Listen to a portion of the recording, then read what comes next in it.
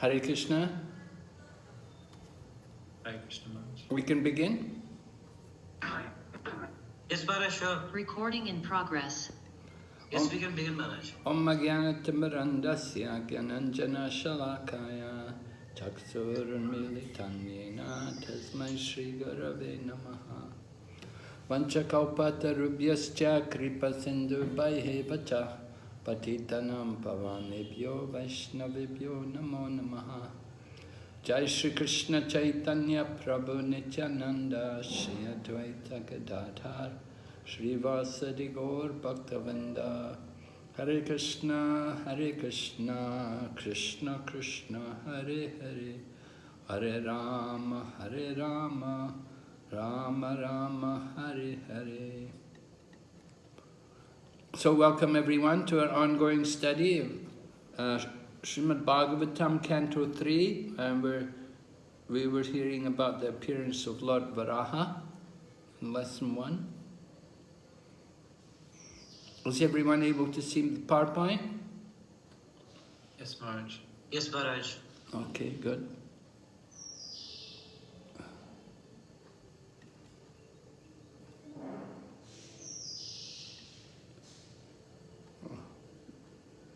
What happened? Oh no. I think, Maharaj, you pressed paste instead of start presentation. Oh, so really? I think you have to undo. No, I have to go back and log in again then. No. Just at the top it says undo. Oh, really? Yeah, it's like Where? there's like a shortcut. I think if you just present again, Yeah. we can just quickly help you. Then what? I think, next to where the save button is, there's like a back button at the top. The quick actions right at the top. Oh. Yeah, just slightly higher. Higher, yeah. Higher. Yeah, that one, yes. Undo, paste, yeah. Oh, really? Yes, Maharaj. There we go. Well, thank you very much, Prabhu. I really don't know much about computers, I'm afraid. I'm too old for these things. All right, so what do I need to press now? I need to go into...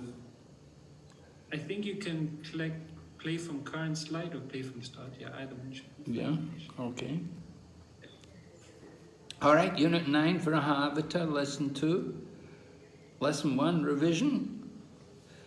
Everyone remembers what we covered? The overview of Unit 9, Varaha Lila. Chapters 13 and 17 to 19.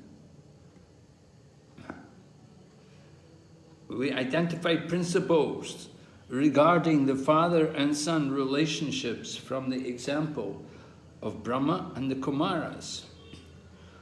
I think you'll remember that. That was quite an interesting exercise.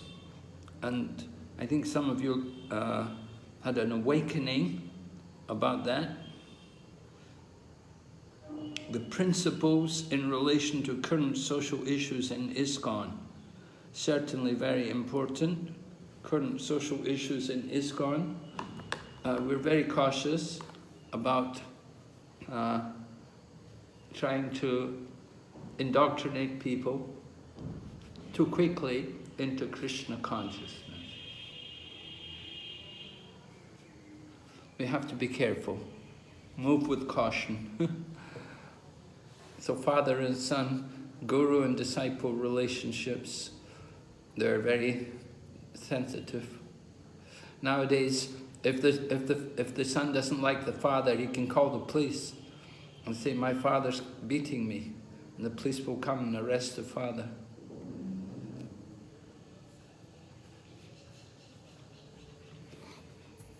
So even father and son relationships are not what they used to be.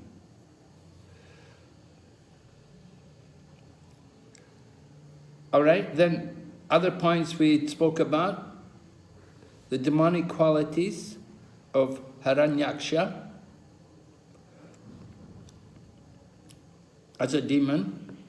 He's a good example.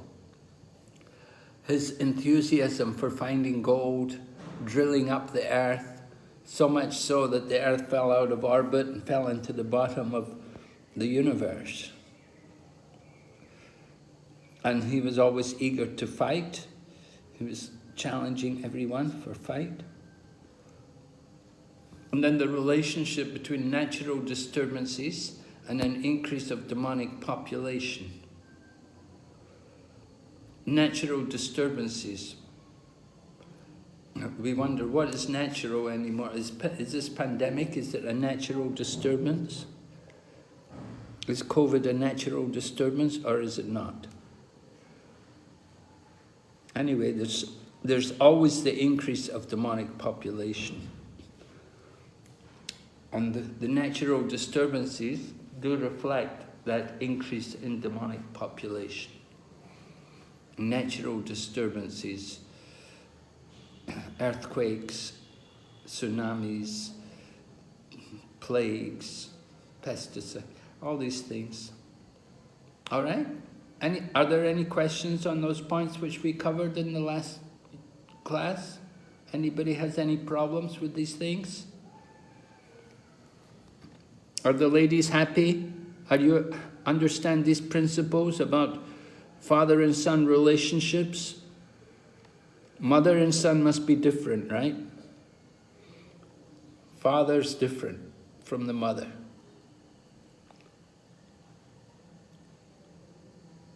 So no questions? Okay, we'll go ahead. Chapter 14. Pregnancy of Diti in the evening. So the first section of the chapter deals with Vidura asking Maitreya what was the reason for the fight between the demon king and Lord Boar. Maitreya then narrates how Diti begged her husband Kashyapa to have intercourse with her in the evening. Kashyapa requests Diti to wait because the time was inauspicious. Okay, let's have a look at this the beginning of this chapter. If you look to the first verse, it begins with Sukadeva Goswami. I'll just read the first verse. After hearing from the great sage Maitreya about the Lord's incarnation as Varaha, Vidura, who had taken a vow, begged him with folded hands to please narrate further transcendental activities of the Lord, since he, Vidura, did not yet feel satisfied. So it's a very nice relationship there, Maitreya and Vidura. Vidura is very eager to hear. And then Vidura says, O chief among the great sages, I have heard by disciplic succession that Hiranyaksha, the original demon, was slain by the same form of sacrifices, the personality of Godhead, Lord Boar. And there in the purport, Prabhupada talks about the two different incarnations of Lord Varaha. One in the Swayambhuva millennium and the other in the Chakshusha millennium. And one Swayambhuva millennium was the white boar and Chakshusha millennium was the red-colored boar. And so the Swayambhuva millennium, the Lord in form of Varaha picks up the earth from the bottom of the universe, and in the Chakshusha millennium he kills Hiranyaksha.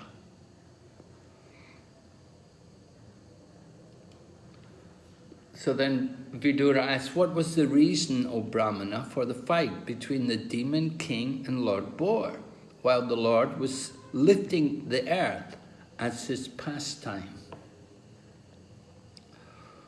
Yeah. Why, Vidura is puzzled. Why would somebody object to the Lord lifting the earth from the bottom of the universe? Why fight with someone? He's doing good. It's a great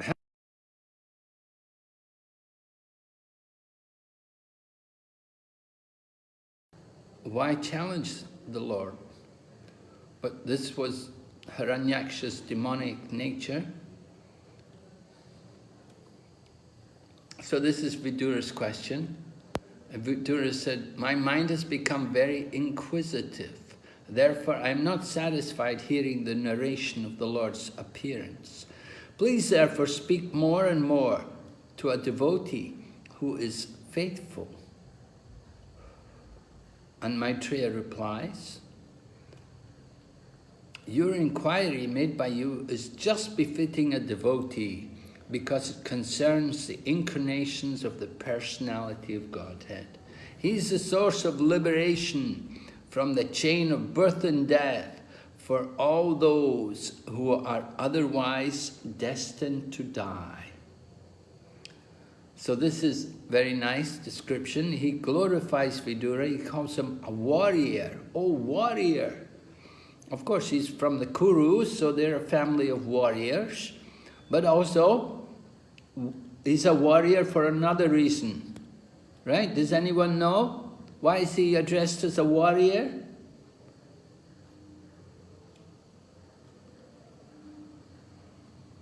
Yes? Because he was capable of conquering the material nature, the Maya, because he was Krishna conscious, a devotee of Lord Krishna. So, why is he a warrior? What's he doing? He is capable of fighting against the material world, the Maya. Fighting against the material world. Yes, he's fighting against the world of birth and death, right? He wants to overcome the laws of the material world, birth and death. He wants to get out of that place. He'd like to overcome that situation. So that's the idea. Why stay in this world of birth and death? But you have to fight. You have to be willing to conquer birth and death. Maharaj Dasarath said to Vishwamitra, "O great soul who is engaged in conquering over death."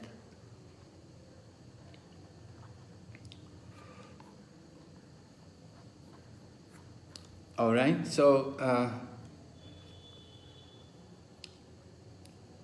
Maitreya continues, text number 6. By hearing these topics from the sage, Narad, the son of King Uttanapada, Dhruva, was enlightened regarding the personality of Godhead, and he ascended to the abode of the Lord, placing his feet over the head of death. So this is a nice example given about how the devotee conquers over death. Dhruva Maharaj had no fear of death. He'd already seen the Lord. He'd gone off into the forest when he was a little boy and he got success. Then he came back to the world, he became king, he ruled the world. He had a family, he had children. And then he gave it all up. At an early age, he gave up everything and went off to perfect his life, to conquer over death. So that is Dhruva Maharaj, a nice example. We should feel encouraged hearing about Dhruva and his activities.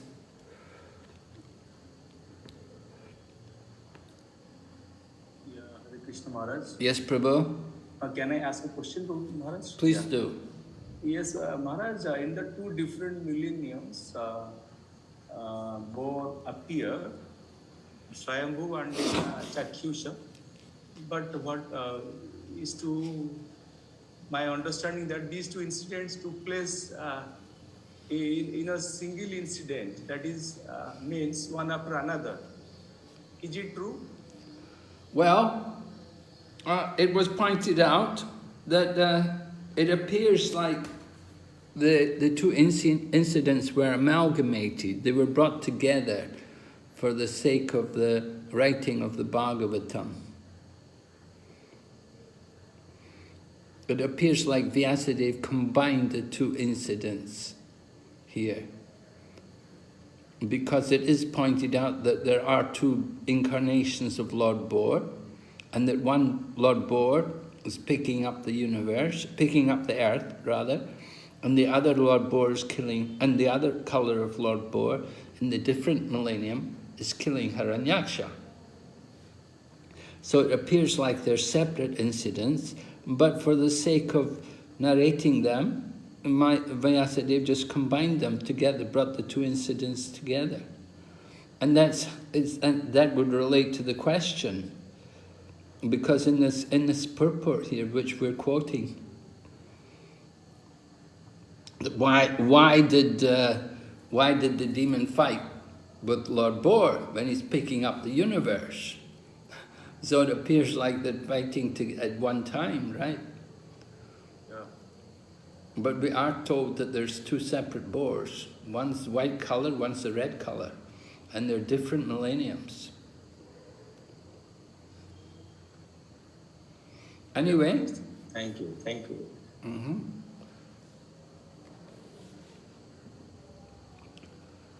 We try to understand these things. It's not always so easy. Okay, going ahead. Coming up to text 17 to 29, we will hear about Kashyapa. Kashyapa, the husband. He has many wives, right? How many wives does he have? 7. 13 wives. How many? 13. 13. 1-3. 1-3, okay. And we're hearing about Diti. Who were the wives? Who were these women? They were all daughters of? Daksha. Yes, right. The daughters of Daksha. So, this chapter is concerning Diti and her husband Kashyapa. But before we discuss that further, just to read a little more, the other verses, text 7. This history of the fight between the Lord as a boar and the demon Hiranyaksha was heard by me in a year long ago, as it was described by the foremost of the demigods, Brahma, when he was questioned by the other demigods. So even the demigods are discussing the activities of the Lord. Then text 8 begins with description about Diti, daughter of Daksha, being attracted by sex desire, begged her husband in the evening in order to beget a child. The sun was setting and the sage was sitting in trance after offering oblations to the Supreme Lord Vishnu.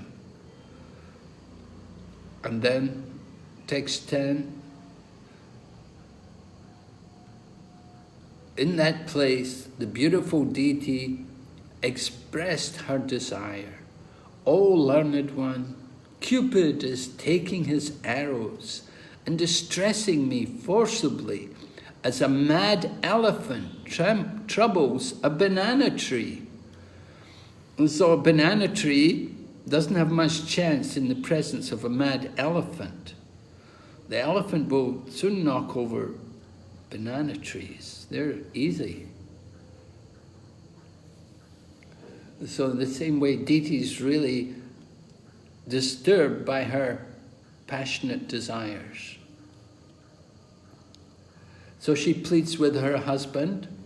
Text 11 said, therefore, you should be kind towards me by showing me complete mercy. I desire to have sons, and I am much distressed by seeing the opulence of my co-wives. By performing this act, you will become happy. So, what was the opulence of the co-wives?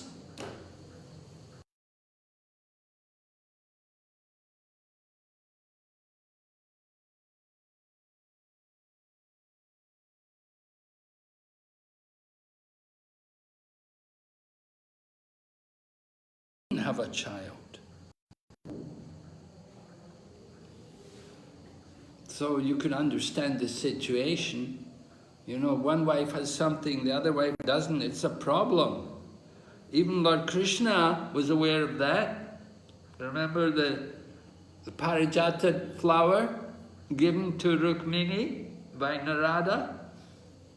Yes, Maharaj. And who got envious? Satyabhama, yes. Satyabhama, right. So Lord Krishna had to take her with him up to heaven and get her a Parijata tree. So you have to deal with people fairly. Yes, you give one wife, you have to give the other, especially. It's not such an easy thing. It's to keep them all happy. So she's pleading mercy. Now, of course, it's the principle of householder life. When the wife approaches the husband like that, we'll see later on in the third canto, you'll see the example, Kardama Muni and Devahuti. Devahuti begs him, she also wants to have a child. So Kardama had to arrange possibility. Okay, text number 12. Text number 12. A woman is honored in this world by the benediction of her husband. And a husband like you will become famous by having children because you are meant for the expansion of living entities. So, how do you understand this? What is the duty of Kashyapa?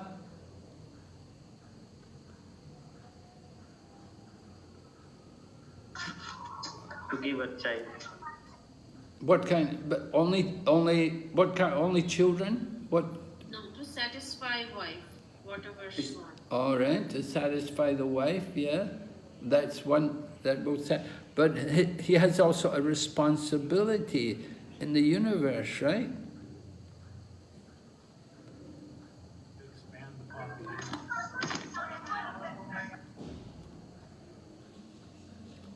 He's supposed to beget good children for the purpose of liberation. He's actually like a Prajapati. So many different living entities are going to take birth from the wombs of different wives. Not only humans, but different animals, different creatures all come due to him and his different wives.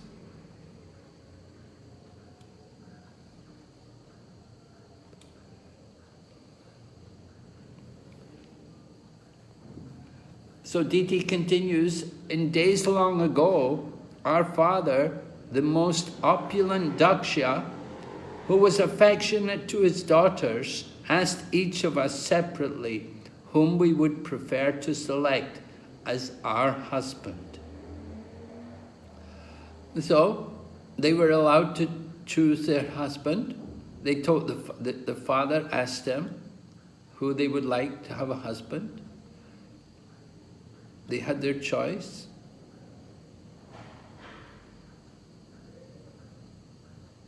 Of course, the father could also decide, but he asked his daughters who they had in mind. And then Diti says, our well-wishing father, Daksha, after knowing our intentions, handed over 13 of his daughters unto you. And since then, we have all been faithful. So very nice situation, 13 sisters all together with the same husband.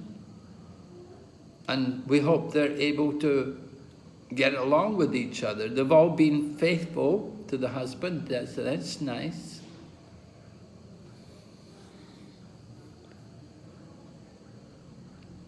Anyways, Daksha arranged for the marriage of his daughters.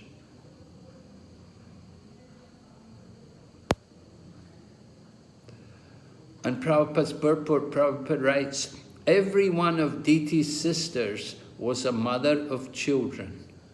Therefore, since she was equally faithful to the same husband, why should she remain without children? O lotus-eyed one, kindly bless me by fulfilling my desire. When someone in distress approaches a great person, his pleas should never go in vain. So that's the idea. Diti knew that her request might be rejected because of the untimely situation. Untimely meaning it's the evening, it's an inauspicious time. It's not the proper time for conceiving a child. But she pleaded that when there is an emergency or a distressful situation, there is no consideration of time or situation. So she has her arguments. Although Kashyapa is telling her, this is not an auspicious time, she's saying, no, it's an emergency. I'm in distress, it's a distressing condition. So it doesn't matter about the time or situation. This is her reasoning. She did have some arguments. O hero Vidura, Diti being thus afflicted by the contamination of lust, and therefore poor and talkative, was pacified by the son of Marichi in suitable words. Prabhupada writes in the purport, text 16, when a man or woman is afflicted by the lust of sex desire, it is to be understood as sinful contamination. That's a good sentence to remember. When we are influenced by the lust of sex desire, this is due to sinful contamination. Kashyapa was engaged in his spiritual activities, but he did not have sufficient strength to refuse his wife, who was thus afflicted. He could have refused her with strong words, expressing impossibility, but he was not as spiritually strong as Vidura. Vidura is addressed here as a hero because no one is stronger in self-control than a devotee of the Lord. It appears that Kashyapa was already inclined to have sexual enjoyment with his wife.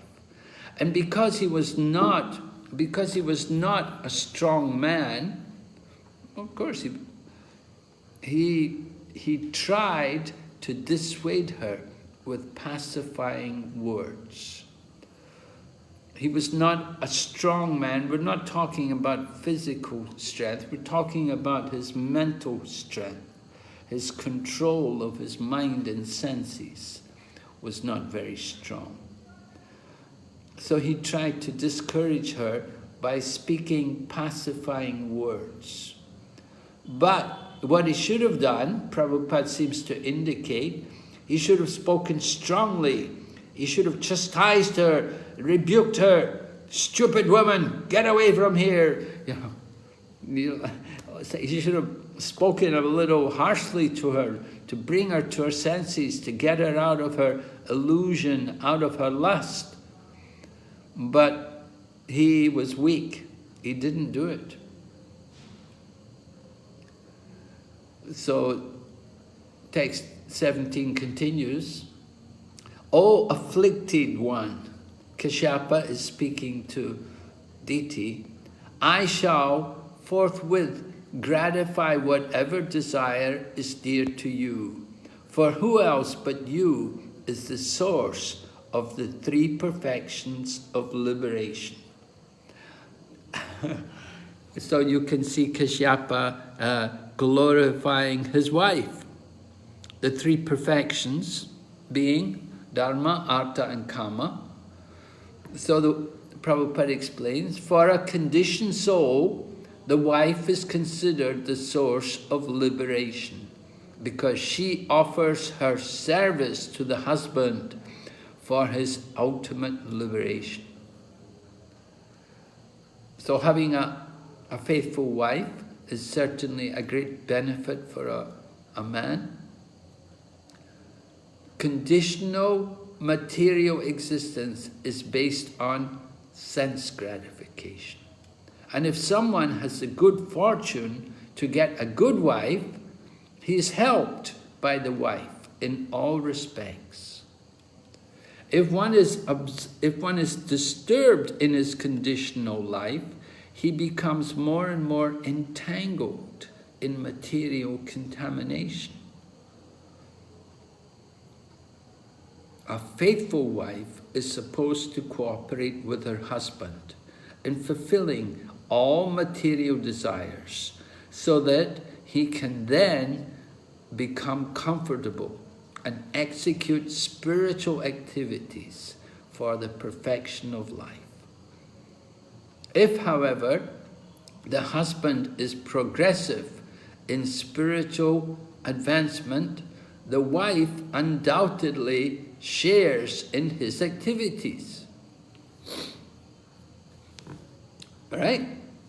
The husband and wife, they share each other's pious activities. If the husband does some pious activity, then the wife will get half of the benefit. And if the husband does something sinful, the wife will also have to take some of the sinful reactions. They share the karma. So that's the way of householder life, family life.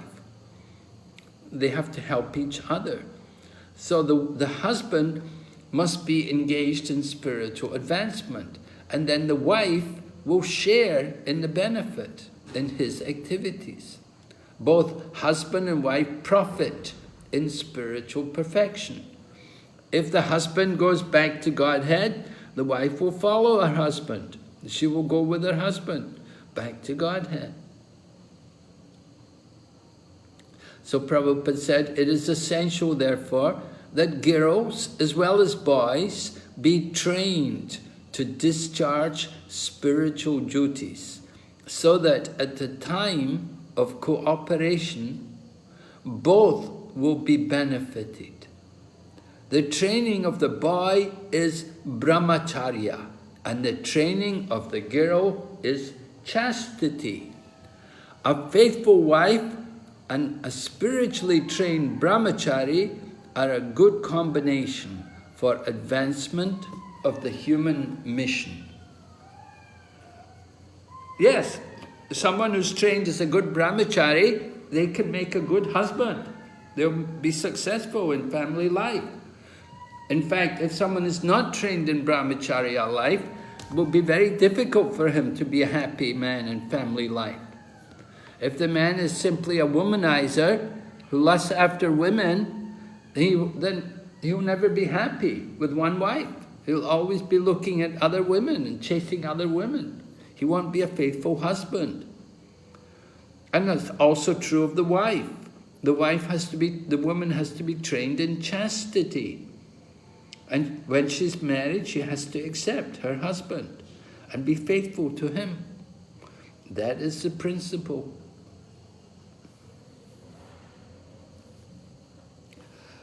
All right, so Kashyapa pacifies his wife, glorifying her and wives in general for the invaluable service.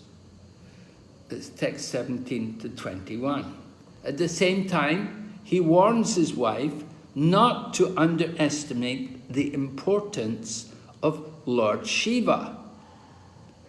Maharaj, I have two questions in this aspect. Okay. Yeah, if a husband renders devotional practices and wife doesn't, so shall he be with the husband to the spiritual world? No, the husband renders devotional practices, then But the wife doesn't. Oh yeah, the wife will still share the benefit from the husband. Okay, so she is entitled to the spiritual world? Yes, she can go on the strength of the devotional activities of the husband. She'll be greatly benefited. Yeah. Okay, my second question, is it true that 50% of the devotional piety is shared with the wife of the husband? What's that? 50% of the devotional piety means devotional savings Uh-huh. will directly go to the wife. Yes, that's what they say.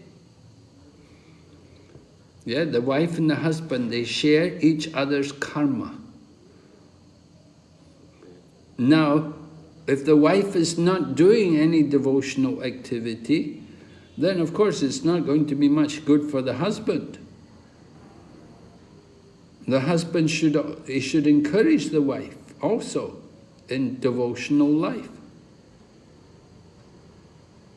Okay, Maharaj. The next question is, if wife does devotional service but husband doesn't, Same thing. shall the husband be entitled to 50%? Yes, husband can get benefit from the wife. Okay. Women are at home, they have more time, the man's going out to work. So if the woman's at home and doing devotion, the husband's maintaining the wife, certainly he will get benefit.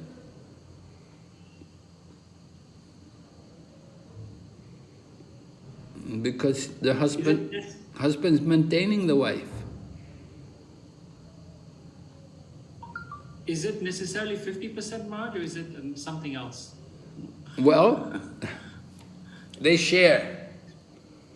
They share each other's pious and sinful activities. I don't know how much they share, but they certainly, they both get benefit. They help to benefit each other by their pious activities. That's the fact. Yes, Maharaj. It Definitely I've heard of the 50% the wife gets of the pious credits, but I've not heard of that exact percentage the other way around. But no, it makes sense that they share good things. Yeah, they enjoy each other's pious and sinful activities. So, Prabhupada's making the point, the training in the beginning of life, very important. That if they're spiritually trained, then it makes it so much easier to enter into family life. And the proper training for the man is that he should be trained as brahmachari, and the girl should be trained to be chaste. You know, she shouldn't be running around with different men every day and every week. She should be chaste. And then when time comes for her marriage, then she can be faithful to one man. And similarly with the man, he has to be brahmachari. He should be trained to control his mind and senses. And then he can live peacefully with a wife.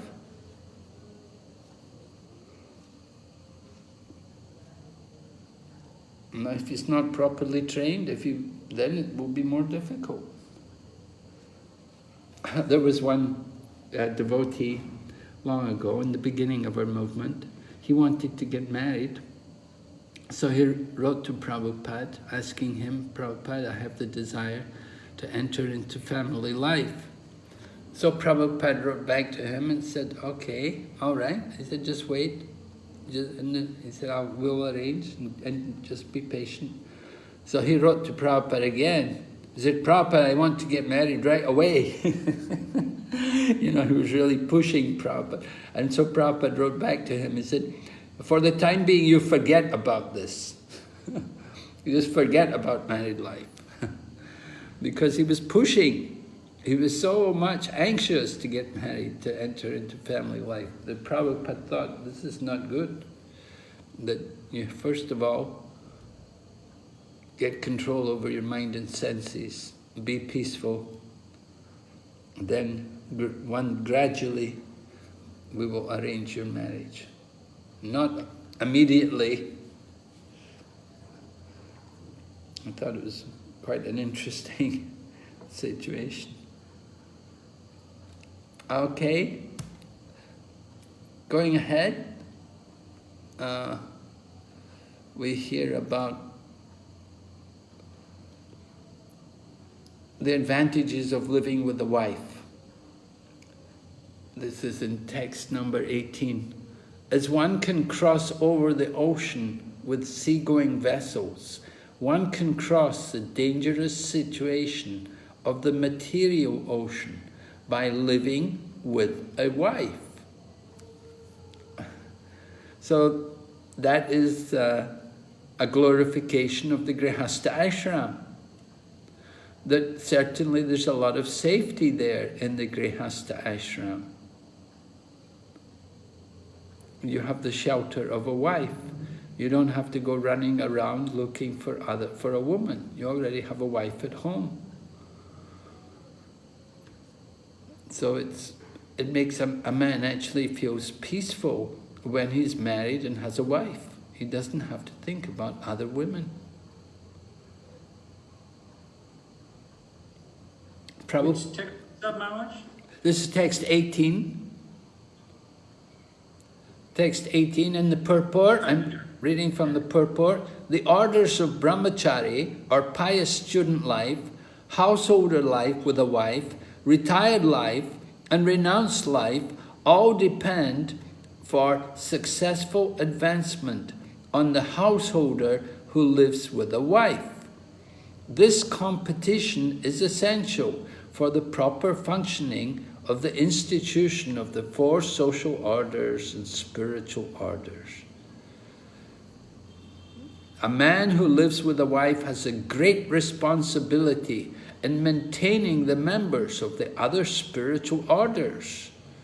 Except for the grihastas or the householders, everyone is supposed to engage in spiritual advancement of life. Therefore, brahmachari, vanaprastha and sannyasis have very little time to earn a livelihood. They therefore collect alms from the grihastas, and thus they secure the bare necessities of life and cultivate spiritual understandings. So it's very nice to see how Prabhupada describes everything so exactly. You know, he's describing how the three ashrams, brahmachari, vanaprasthas and sannyasis, they depend on the grihastas. And of course, not all grihastas are in that position that they're able to give charity. But Prabhupada explains, it said, these three ashrams, they collect alms from the grihastas. But they should, Prabhupada then said, they secure the bare necessities of life and cultivate spiritual understanding. So this is the idea. You know, don't take more than what we need, only take the bare necessities. So accepting charity, of course, we accept charity on behalf of the society actually. Whatever is given to the sannyasis and like that, spiritual teachers, it's understood that it all belongs to ISKCON, that it's not the person's property, it's not his money, but it's for the society, for use in the development of the ISKCON society.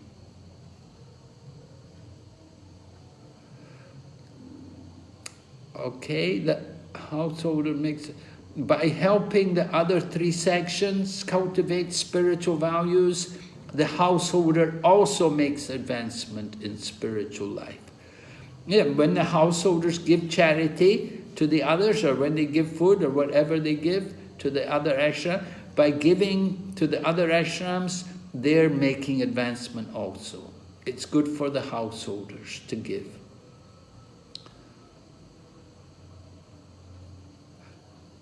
Ultimately, every member of society automatically becomes spiritually advanced and easily crosses the ocean of nations.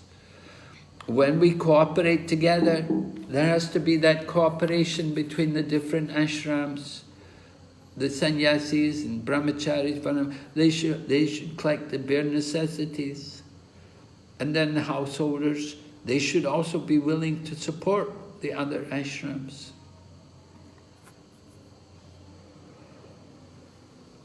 Then text 19, we hear more glorification of the wife. Kashyapa is really laying it on thick. Oh, respectful one, a wife is so helpful that she is called the better half of a man's body because of her sharing in all auspicious activities. So why is she the better half? Because she shares, right? She's sharing with him in the auspicious. A man can move without anxiety, entrusting all responsibilities to his wife. That's important. There's a saying, behind every great man, there's a greater woman. It's very important that you have the woman behind there who's supporting, who's taking care of everything. At least in the material world, like that. Prabhupada explains the wife's the better half of a man because she's supposed to be responsible for discharging half of the duties of the husband. Someone asked me the other day, what about women in Varnashram? So women do Stri Dharma. They have to support their husbands. They do half of the duty of their husbands. A family man has a responsibility to perform 5 kinds of sacrifice, Panchayagya. And this way he gets relief from sin.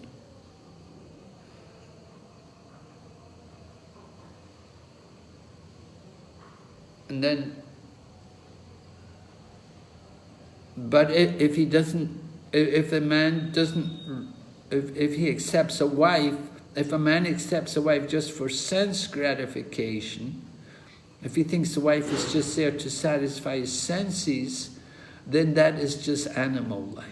That is the life of the cats and dogs. And Prabhupada says, when the wife is just for sense gratification, then the main consideration is personal beauty. And as soon as there's a break, and then there's divorce. So it's important that the husband and wife think about spiritual advancement. And we have Prabhupada's own life as an example in that. You'll remember what happened when Prabhupada's father arranged the marriage for him? What did Prabhupada like his wife? No. No.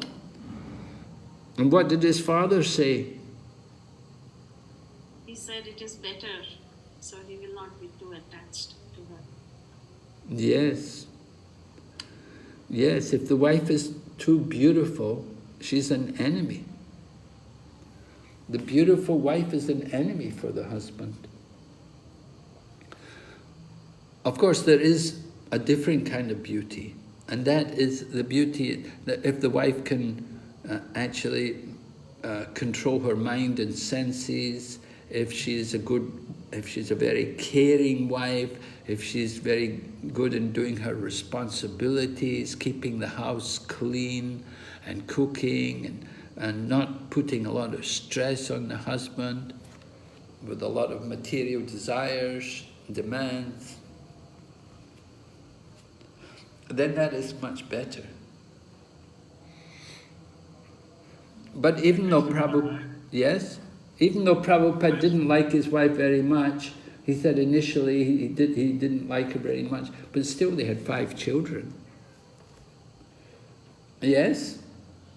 The question is, like, in ISKCON, we seem to have adapted the Grihastha ashram, where we greatly encourage husband and wife to preach and reach out to others, spreading Krishna consciousness. Could you explain how this fits in?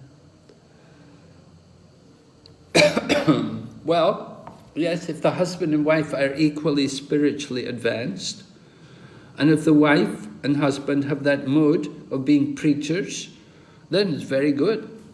Yeah, we do encourage husband and wife. If you know, because if he was trained as a brahmachari before becoming a householder, maybe he's trained as a brahmachari. He can preach. He knows the philosophy. And the girl is chaste. She should also be a devotee. Maybe she's also knows the philosophy, and certainly she can talk to other ladies. The point is that husband and wife are the best people to go and preach, because most people in the world are husband and wives. Most people in the material world out there are married. They're couples. And so if we have devotee couples going preaching, then it's very easy for them to meet people and to talk to people and deal with them. Because they're married, they're a couple, and so they can meet other couples and relate to them very easily. But that's not so easy for a sannyasi. Sannyasis like that, brahmacharis, they're different people. They may come, they may give a class and so on, but it's difficult for them to make friendship with people who are not in their ashram, with householders and so on. But if you're in a householder ashram, and then it's much easier for you to go and meet other people, and you can bring people to your home as well, and you can have a program, and they see your husband and wife, you live together, and like that. And so they come and they see how you can be Krishna conscious. It's a nice example for other people. The idea is to teach them by example. Srimad Bhagavatam speaks about ideal family life. And so we want to show that by our Krishna conscious grihastas, that they're ideal couples and they live ideal family life. They live together peacefully for spiritual advancement.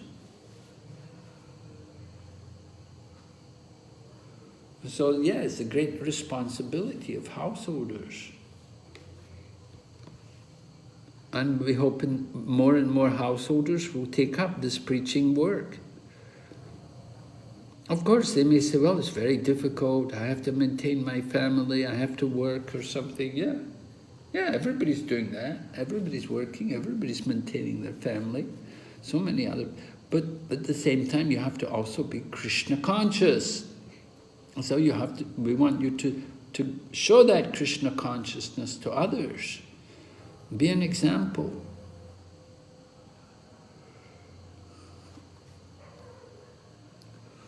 So this is the idea of householder life, and certainly Prabhupada took advantage of householders to do that. He sent the householder couples to the West, to London rather, from the USA.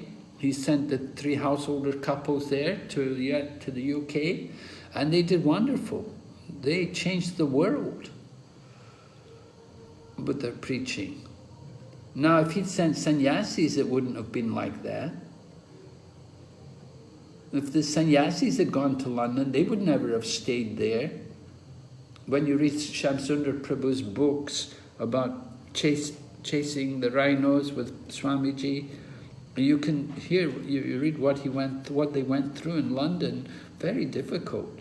They had no money, and Prabhupada wasn't sending them any money. They were maintaining themselves. They struggled a lot. But because they were householder couples, somehow they remained fixed, they remained steady, they stayed there. They didn't go away. I remember Tejas Prabhu, senior Prabhupada disciple, he was the temple president of the center in Delhi, in New Delhi, in the capital of India. That was in 1975. And earlier, the Prabhupada had written to him, and Prabhupada glorified him. He said that you stayed there in Delhi. He said, previously I sent sannyasis there, none of them would stay there. They would go there, they'd all give up. They say, Prabhupada, I can't stay here, it's just terrible. Delhi is not an easy place to preach, especially for Americans coming to live there. They don't speak English much there. It's a Hindi-speaking city. And if you don't speak Hindi, then pretty difficult. But Tejas stayed there, and Prabhupada really appreciated the fact that he stayed there. And Chaitanya Mahaprabhu also expected people to stay in their service, to remain fixed in their duties. Chaitanya Mahaprabhu was not pleased with Gadadhar when Gadadhar wanted to go with him to South India. Chaitanya Mahaprabhu told him, "You just stay in Puri, that you have your Gopinath there, you stay there and serve Gopinath and keep your vow of Kshetra Sannyas." So it's difficult for sannyasis to stay in one place. Sannyasis, they like to move, they like to travel, they don't want to get stuck in one place. But for householders, for couples, it's better that they're in one place. They don't want to be moving. They like to have a home, they like to have a griha, and be steady there. But at the same time, they should also preach. Is that okay? Yes, thank you, Mark. Okay, so we're going ahead. We're up to text number 20 here. Hearing about the wife. We're still glorifying the wife. As a fort commander, very easily conquers invading plunderers by taking shelter of a wife. One can conquer the senses, which are unconquerable in the other spiritual orders. So this is praising the wife. This is praising householder life. That you have a wife, you can take shelter of the wife. You're troubled by your senses, but you have a wife, she can help you to control the senses.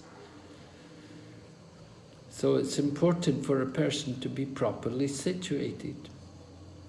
Prabhupada explains, the wife is supposed to be the commander of the fort, and therefore, whenever there is an attack on the body by the senses, it is the wife who protects the body from being smashed. The sex demand is inevitable for everyone, but for one who has a fixed wife, he is saved from the onslaught of the sense enemies. A man who possesses a good wife does not create a disturbance in society by corrupting virgin girls. Without a fixed wife, a man becomes a debauchee of the first order and is a nuisance in society unless he is a trained brahmachari, vanaprastha or sannyas. Unless there is rigid and systematic training of the brahmachari by the expert spiritual teachers, and unless the student is obedient, it is sure that the so-called brahmachari will fall prey to the attack of sex. And then Prabhupada talks about Vishwamitra and how he can fall down. So then the Grihastha is responsible for producing first quality brahmachari, vanaprasthas and sannyas.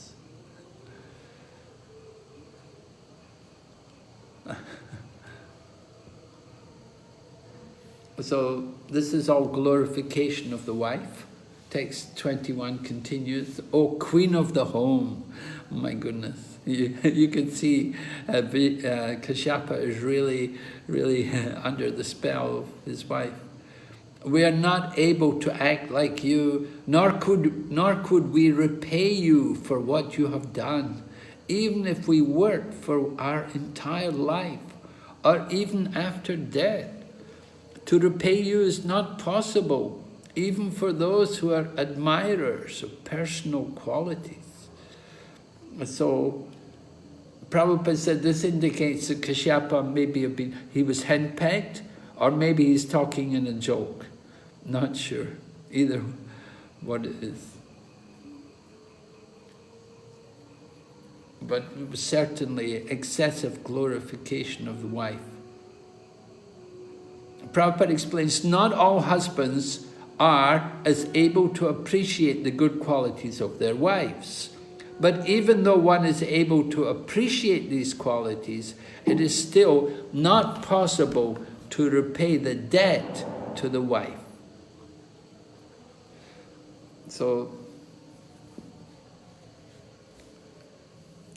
that obligation, attachment to the wife, very important.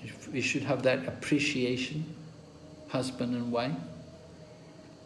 Kashyapa continues, text 22, even though it is not possible to repay you, I shall satisfy your sex desire immediately for the sake of begetting children. But you must wait for only a few seconds so that others may not reproach me.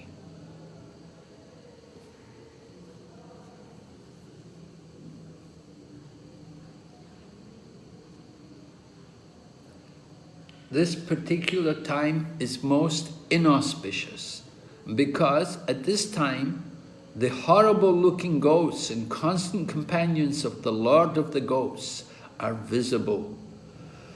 So we're hearing about Lord Shiva now. This is the section where Lord Shiva has been introduced. Lord Shiva, the king of the ghosts, sitting on the back of the bull carrier, travels at this time accompanied by ghosts who follow him for their welfare. So Lord Shiva, of course, he's the greatest Vaishnava. We celebrated Shivratri a few weeks ago. And so descriptions of Lord Shiva and his different qualities. Let's look more at the PowerPoint here. Okay, verses 30 to 31. We hear about Diti catching hold of her husband and Kashyapa being obliged to engage in sex, even though it was inauspicious. And then text 34 to 37, Diti implored her husband to help her in pacifying Lord Shiva, because Lord Shiva was present. So Kashyapa explained to Diti, everything was inauspicious. This is text 38 to 43. Everything was inauspicious, and thus she would have 2 contemptuous sons who will kill poor, faultless living entities and torture women. Then the Lord will descend and kill them. However, there will be some benefit that because of Diti's lamentation, penitence, unflinching faith in the Lord, as well as her adoration for Lord Shiva and her husbands, one of the sons, Prahlad, will be an approved devotee of the Lord. So this is the good news. And then finally, Kashyapa will describe some of the qualities of Prahlad. It's the main sections of the chapter. The wife is... Yes, just a minute. Yes, go ahead. I have a question, Maharaj. Yes. So, Shivaji is said to be having 5 faces, 5 heads. Yes, Panchamukhi, yeah. So in each face there are 3 eyes.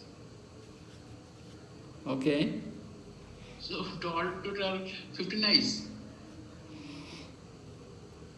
5 faces, 3 eyes, 15. Yes? So? I heard doubt whether on all the faces are having 3 eyes or only 1 face. I don't know, never heard about this. Okay. Usually we represent Lord Shiva, they just draw him with 1 face, but we do say Panchamukhi, Mahadevo, yeah. Panchamukhi. Yes, Prabhu. Yeah, just have 5 faces. Whether or not each one has 3 eyes, I'm not sure. Okay, Maharaj. All right. More about the wife?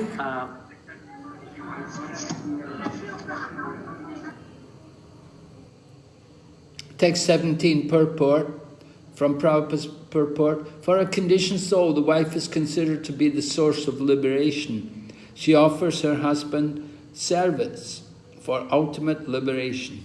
Faithful wife is supposed to cooperate with her husband in fulfilling all material desires so that he can then become comfortable and execute spiritual activities for the perfection of life.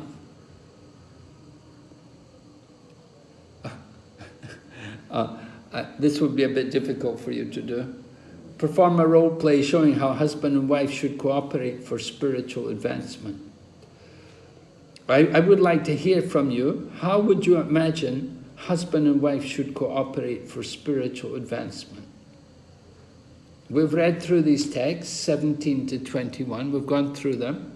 So, how do you consider, what points do you think are important that how a husband and wife can cooperate for spiritual advancement? I think probably most of you are married, are you? And yes, Maharaj. yeah, right. So you have experience in living with a partner.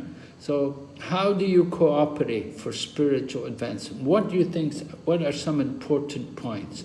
Give us some, maybe one point. You could, each person come up with one point, what you think is very important. I can start. Yes? Yes, Maraji? So, to do all the activities, keeping Krishna in the center, like cooking for Krishna and worshipping Krishna as a family. Everyone can participate, doing their kirtan and reading together. Do you have kirtan in your home every day? Not exactly, but we attend class morning, afternoon, evening. Every day? Yes. Every day? Yes. So, early morning 6:30 actually we attend Bhagavatam class 6:30 from 6:30 in the morning till 8 o'clock, and then in the evening we have Chaitanya Charitamrita, and in the afternoon when I get time I read for my class. Or you read on your own in the afternoon? Yeah, in the afternoon on my own. Yes. But you go together with your husband in the morning and evening? Yes, it's online. All online. Oh, it's all online. Okay. Yeah. Okay, which center is that? From Philadelphia only. We are in US, Philadelphia. Uh-huh. Here we are attending early morning class and we are doing the evening also. One Mataji is there. She actually does the class for Chaitanya Charitamrita. So that also we are doing. Okay, and now do you actually sit and listen when the class is going on? Yes, Maharaj. You don't do anything else? You sit and listen?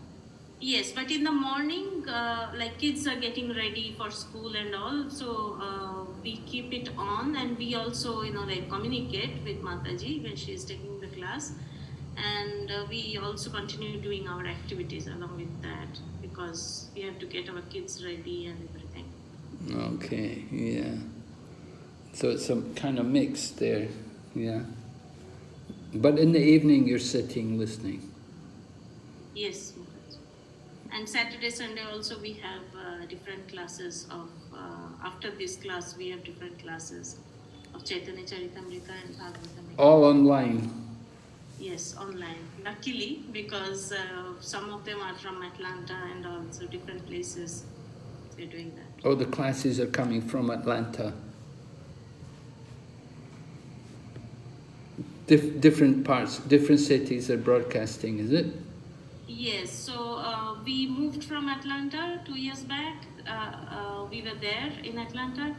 So we still are in that group. So they're taking their classes. Because of COVID, most of them were online. But they're also doing in person nowadays.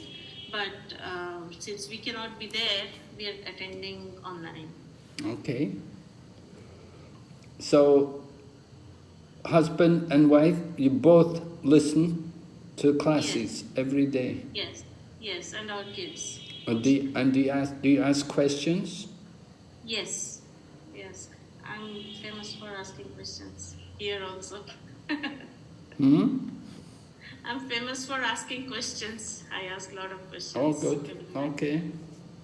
Okay. Right, let's hear from somebody else. How do you cooperate for spiritual advancement? Actually, Maharaj, yes, I am good in the class. Yes? Yeah. Actually, there are previously several disputes and conflicts between both of us because we were not accepting Krishna consciousness. But by the efforts of local devotees and because of their interaction and their influences. She turned down. Now she's chanting, and we in the morning hours were chanting, sitting together, and but she is not in a position to hear Bhagavatam and other scriptures. But I am motivating her to adopt, to accept the hearing of Bhagavatam, etc. And by the way, it is going on. But she is cooking prasadam for Lord, which is being offered to the Lord, and also she is taking care of the children. I have a daughter and a son. She is taking care of them. So I am becoming comfortable in discharging my professional responsibilities. And by the way, it is going on, and I am seeking your mercy, Maharaj, how I will develop myself in spiritual activities. Okay. This is the position. Okay. So your wife's a good support for your Krishna consciousness? Yes? Yeah, she was not supporting earlier. Now she is chanting, and I am proposing her to be initiated, but yet not executed. And yes, things are going on. So. And the children also taking interest? My son is chanting 2 rounds, but not sincerely doing, because there is less impact from the side of the mother. And despite I am endeavoring, it is on the way. It's going on. Okay, wish you good luck. Yes, you know, it's not very easy. You came to Krishna consciousness later, was it after marriage? Yeah, I accepted after marriage. Okay, so it takes some time to adjust, it's a change. But it's good your wife is gradually accepting. So we wish you good luck in that. Yeah, I'd like to hear somebody else. How do you manage to cooperate? Yeah, Maharaj, yes, actually, because she's taking care of the children and their studies, etc., the school activities, she is monitoring and managing. It is becoming easier for me in my life, so that I'm not disturbing her day-to-day activities. Only she is not chanting, and I hope she will improve in hearing and reading Bhagavatam. Yeah, we hope so. That's good. Anyway, she's cooperative. She's not objecting too much. All right, is somebody else there? We can hear one more. How do you cooperate with your wife? Or how does the wife cooperate with the husband? Hare Krishna Maharaj, Dandavat Pranam. Hare Krishna. Maharaj, my wife is with me also in the same class. Together, we are doing Bhakti Vaibhava. Oh, okay, very nice. So we together did Bhakti Shastri and also continuing Bhakti Vaibhava. Oh, very nice, yes. And also like preaching activities, we share together, and so like the same group that Mataji is preaching, and I also involved in the preaching in the same group. Like Mataji is preaching Bhakti Vishwa, and the same people I'm taking Bhagavad class and Bhagavad Gita study course. Very so nice. This is the way. Yes, good. You're both preaching. Very good. And Maharaj, we want your blessing also. Even though Mataji and we cooperate each other and together, but sometimes we have some conflict with taking this Krishna conscious preaching activities. So how to handle, Maharaj? Well, I don't know. What's the problem?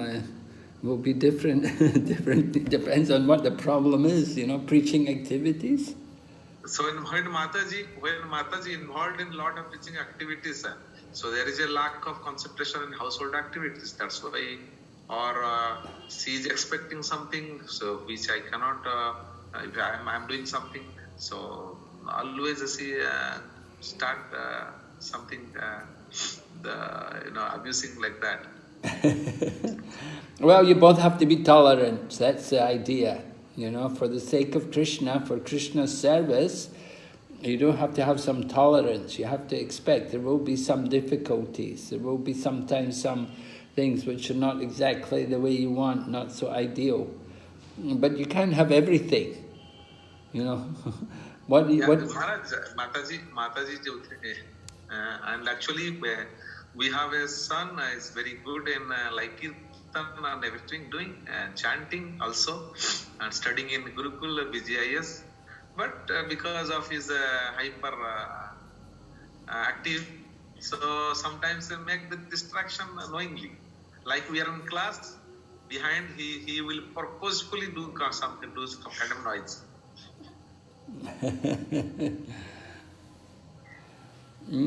Yeah, well, yeah, you have to train him. Yeah, he's actually very good in like he's also sometimes taking class, but how to reduce his Rajaguna. So overexcited. He is taking class also. He can give some class also like that. But he's like, it's very difficult to control because devotees children, control devotees children because he has knowledge. And how to train him, we don't. Well, you have to be a little, again, patient. You know, he's a young boy. Naturally, you would expect healthy children to be like that. Gradually, as he matures, as he becomes older, gradually that passion will be reduced. Maharaj, kindly bless us so that we can all together progress in good harmony. Oh yes, may Krishna bless you all, make more spiritual advancement. Cooperate together, that's the main thing, and be tolerant and live together peacefully in the service of Krishna. And don't argue and quarrel with each other. Keep the home peaceful. And this way Krishna will bless you. Hare Krishna. Okay, we're going ahead. Here's a... Maharaj, yes? Maharaj, please also bless us and our family so we can be more Krishna conscious and do the service more diligently. Okay, Please. yes, that's very nice. Be more Krishna conscious. We want that. That's a blessing we like to give. May your mind always be on Krishna. Thank you, Maharaj. Thank you. All right. Maharaj, I also like a blessing. Yes, I'm blessing all of you. That's our duty. Your duty also. You're all devotees. You all have to bless others. Not just me bless you. You have to bless others. Yeah, please bless us. My wife is pregnant now. Our child can come any moment. Oh. And we try that he becomes a very nice devotee. And we are preaching. I have a YouTube channel. I'm preaching here in Germany. And she is helping me in this. We are maintaining ourselves by preaching online. And have a nice online community. So, yeah, please bless us that our child will take on this wonderful work. Oh, wonderful. Very nice. Yes, we wish you good luck. May your wife hope your wife will have a very nice, safe delivery, and your child will be a nice Krishna conscious devotee, I'm sure. Certainly very nice that the child in the womb is hearing spiritual sound vibrations. All right, so here's text 21. Purport: husbands as a class cannot repay their debt to women, either in this life or in the next, even if they engage themselves in repaying the woman throughout their whole lives. It is still not possible. Oh, so the husband has such a great debt to the wife. The women are doing so much. Okay, here's Lord Shiva. Text 24. Lord Shiva, being very kind to the ghosts, sees that although they are condemned, they get physical bodies.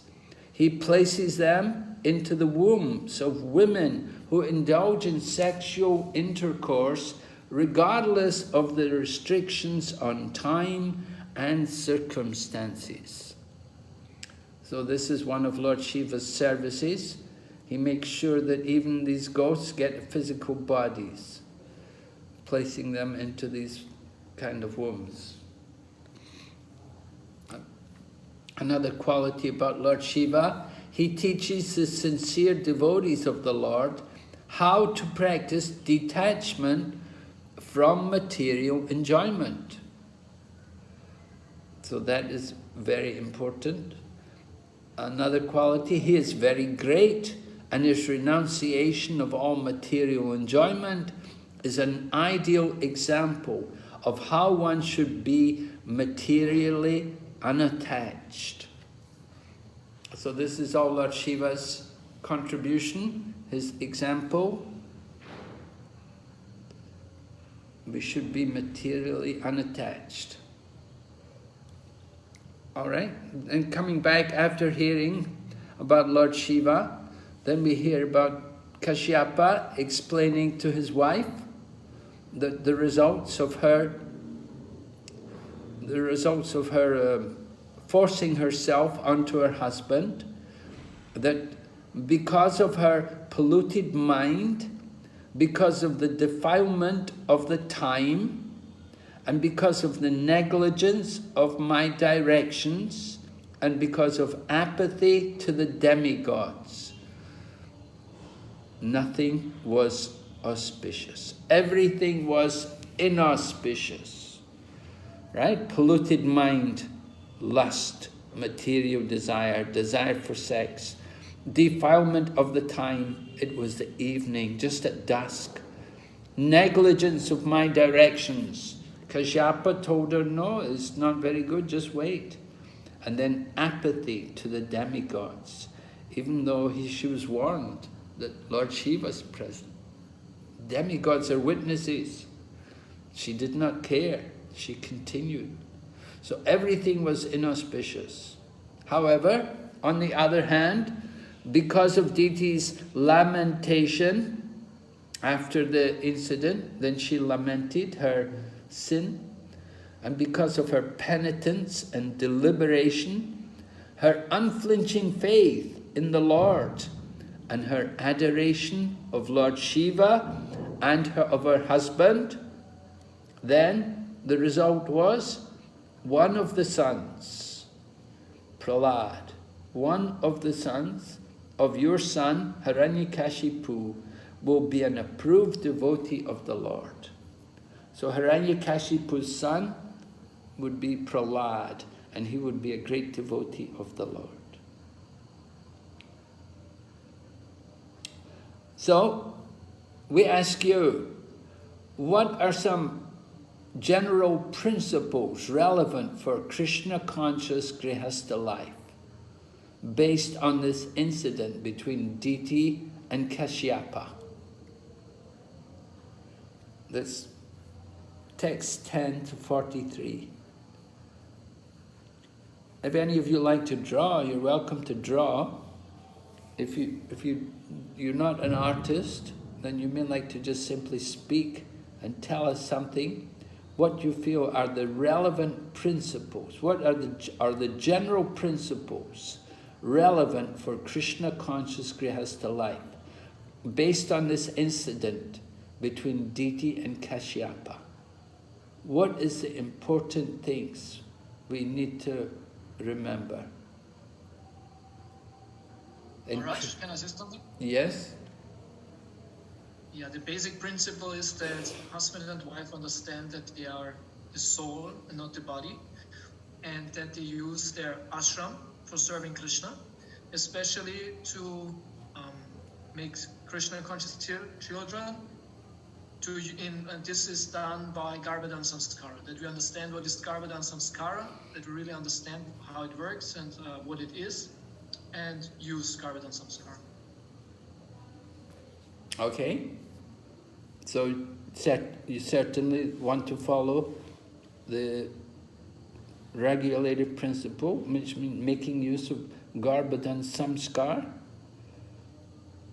The idea of Garbhadan Samskar is one will be both the husband and wife will be mentally purified as for the time of conceiving the child, to attract a pure soul into the womb.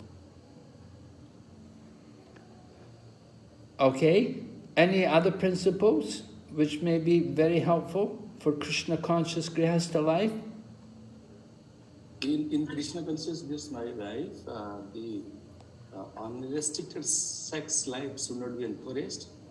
That sex life should be utilized for the purpose of begetting a child of Krishna consciousness, and most particularly in inauspicious hours, we should abstain from being involved with sense desires, which will protect the abominable consequence that had happened in the life of Diti and Kashyap, and this life should be entirely dedicated to serving Krishna, and sense desires, sense motivations should be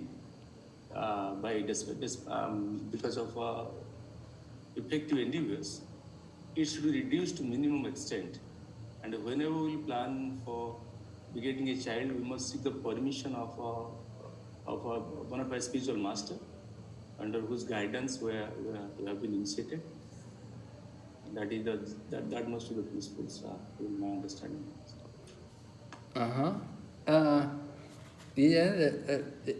Yeah, Prabhupada does mention we shouldn't hide, we shouldn't keep it secret that we want to have a child. You know, it's nothing to be ashamed of or anything. It's, you know, it's duty of the householders. They would like to have a child, and they can get permission, seek the blessings of the spiritual teacher, and he will of course guide them and tell them, you know, do Garbhadan Samskar, do it properly. I remember His Holiness Jayapataka Swami talking about this to all of his devotees in the Middle East, and he told them that this is your duty.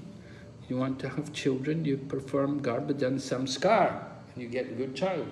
So that's one part of Grihastha life, but there are other principles. Helping each other to serve Krishna and for the spiritual life, so they can ultimately go back to Godhead together. What about this situation between Diti and Kashyapa, that, you know, here is poor Diti, you know, she's in this situation, she doesn't have a child, and the other sisters all have a child. So naturally, she will be thinking about having a child. She's in that situation. And here is Kashyap, and he's the husband, and he's come home. Now, you know, it's an inauspicious time. Does it mean the husband shouldn't come, he shouldn't be around the house at the inauspicious time? You know, at the time of dusk, better the husband's not there, is it? It's not like that, Maharaj. What is it like then? So, like Maharaj, in evening time, one should be preparing for this Bhora Arati or evening Arati. So that should not be avoided, like husband should not be at house. So there was some kind of devotional activities. So, Maharaj, I understand that from here, this point, if husband is ideal, so wife should respect. If husband is what? Ideal. Ideal. Well, Kashyap was he not an ideal husband? He was ideal, but Diti didn't listen. She didn't listen. He was ideal, but she didn't listen.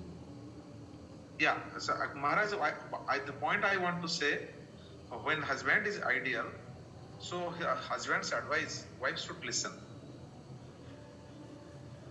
But there's Kashyap. Kashyap was an ideal husband, but the wife didn't listen. Yes, the same thing I'm highlighting. If in Krishna conscious Grihastha life, if husband is ideal, the wife should listen. But wasn't Kashyapa and the Diti, were they not ideal? Because Kashyapa advised not to have this kind of sense gratification at this time, but Diti didn't listen. Yeah, she didn't listen. Yeah, the general principle is that what I want to say that if husband is ideal and his suggestion, wife should listen. Yeah, and I'm just trying to understand your argument, because I would consider, Kashyapa in many ways he was ideal husband. He wasn't doing Gora Arti, but he was, he did his sacrifice. He just finished offering oblations into the sacred fire. He was doing his duty as a Krishna conscious, as a grihasta, according to the Varnashram. He was a Brahmana and he was doing everything he should do. But then the Diti is overwhelmed by sex desire. Yeah, because if Diti could have listened to ideal husband advice, so this is not the right time or anything, so then this situation could not arrive. Maharaj, it almost feels like, obviously we don't have the prehistory, but it almost seems like perhaps some communication between the husband and the wife would have perhaps helped like beforehand. Because if Kashyapa knows that the other sisters all have sons and Diti doesn't, then naturally, there was some cause of concern there. So he could have, like some planning, communication could have perhaps helped the situation. Obviously, we don't know exactly what happened, but I don't know, that's what I was thinking. That just, as you said, it's his duty to treat each of his wives fairly, right? Yeah. And naturally, he's just asking for a fair share. So I feel that, if he had been, I don't know, a little bit more on top of it, or had communicated it perhaps a bit better, or, just said, okay, we're going to have a child, maybe not now, but, at least set that expectation, have that conversation, rather than it being so abrupt, as is the case in this scenario. I don't know, these are just my thoughts, just on what we were just discussing. Yes, I think so. I think that it's not all just Diti's fault. That Kashyapa, as a husband, he should have been thinking also about his wife, that she doesn't have a child. The other wives, my other wives all have children, and Diti doesn't have a child. There should have been some communication there. He should have been telling her we have to plan to have a child. He should have been thinking about his wife's situation. Maybe this situation would not have arisen if this was communicated before, or maybe he could have given her a child before itself, right? Maybe.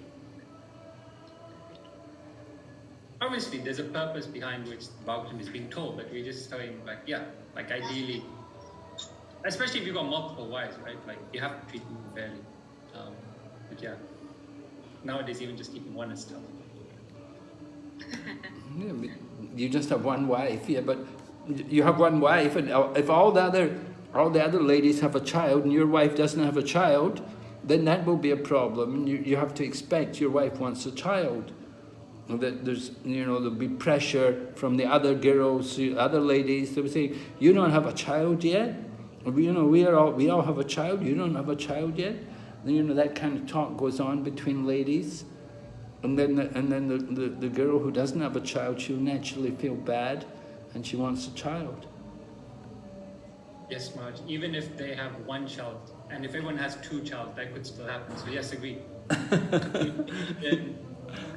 Organization, is definitely key in a relationship, especially Grihastha.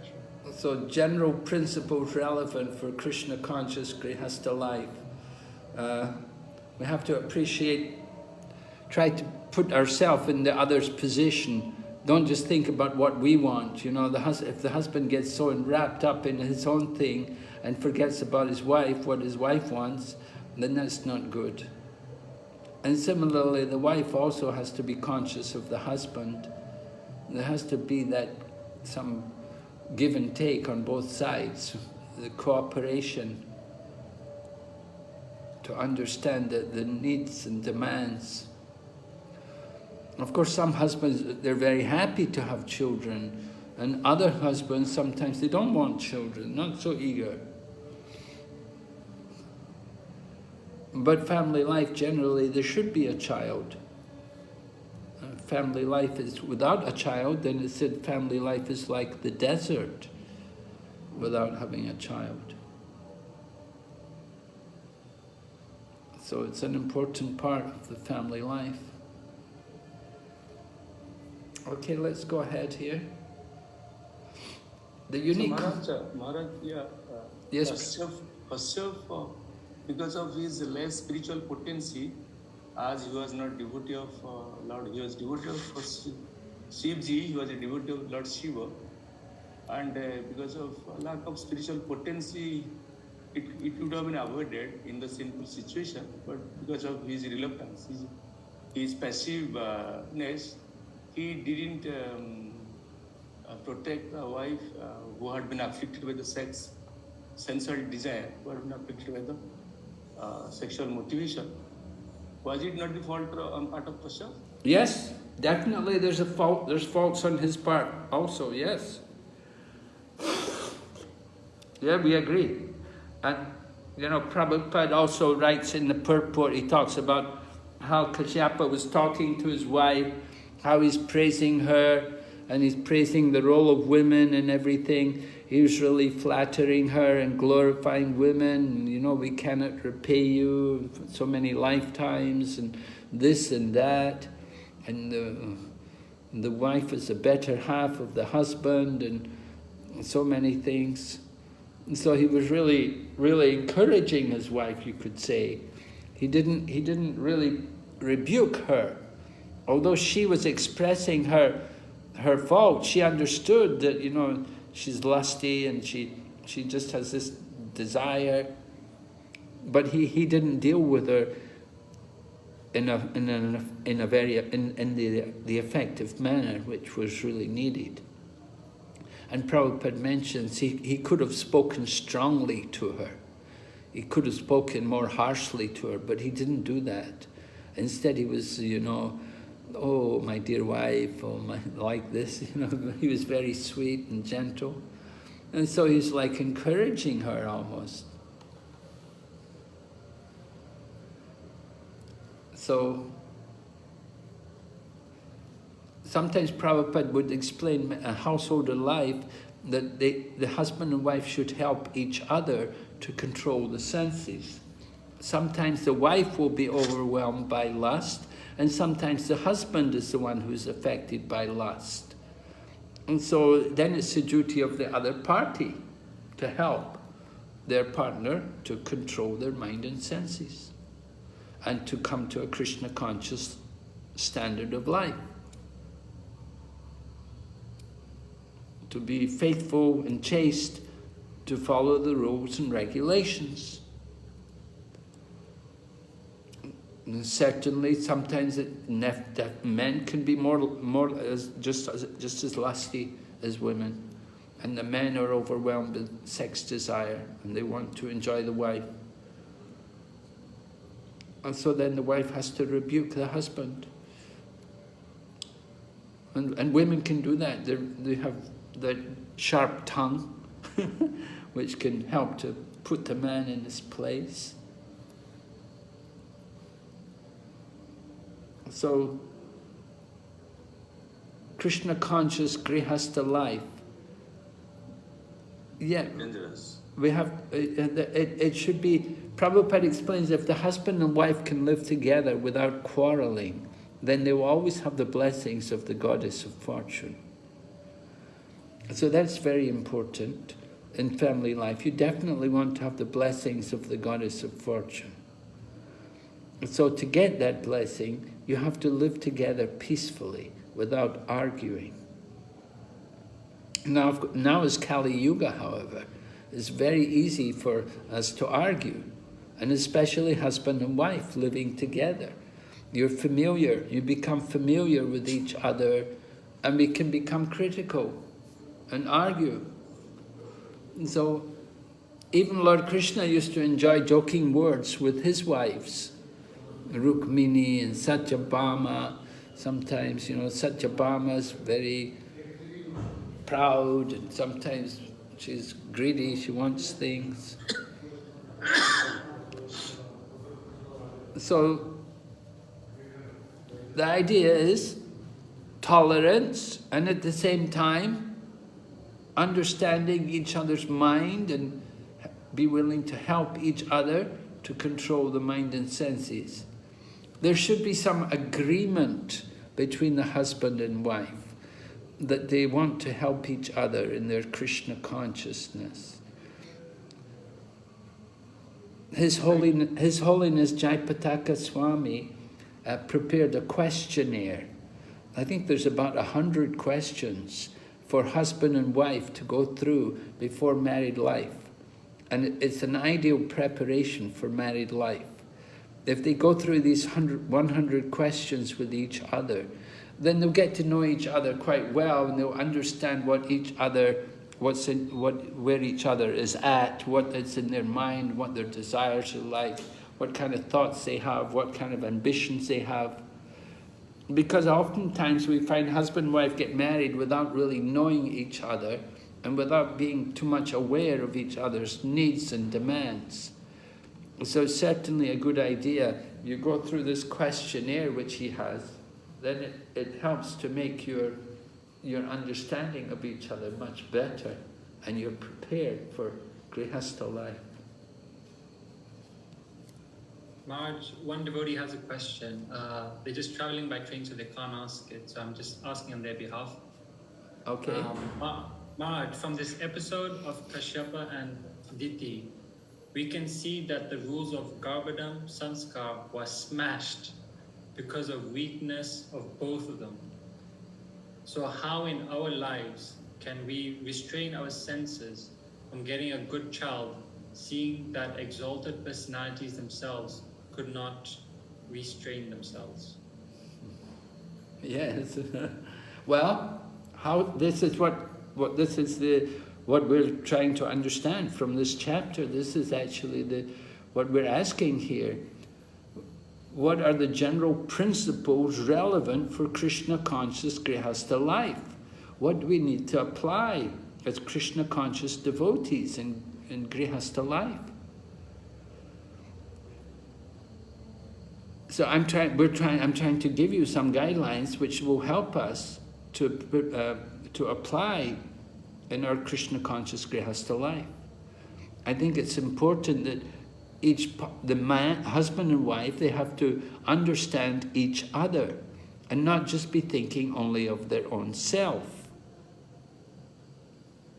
And that's why I suggested that if you go through this question and answer thing, which they have, then it's a very good help for people to know each other and to be prepared for living with each other in Grihastha ashram.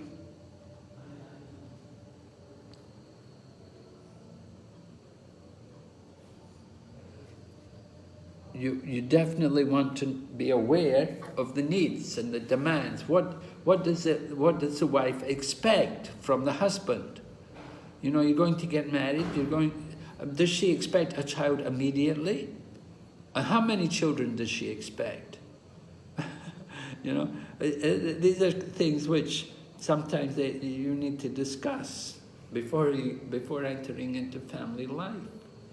And as a husband, is he able to support the family all right? Are you properly situated economically to maintain a family life?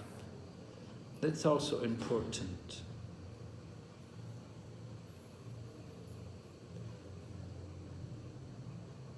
We have to, sometimes it may require minimizing our own demands, you know, cutting down our own expenses in order to maintain a family. And sometimes the husband has to work harder, earn more. But those are things which really you want to avoid. You don't want to be put in the position that the husband has to sacrifice Krishna consciousness just to earn more money, just to satisfy the wife.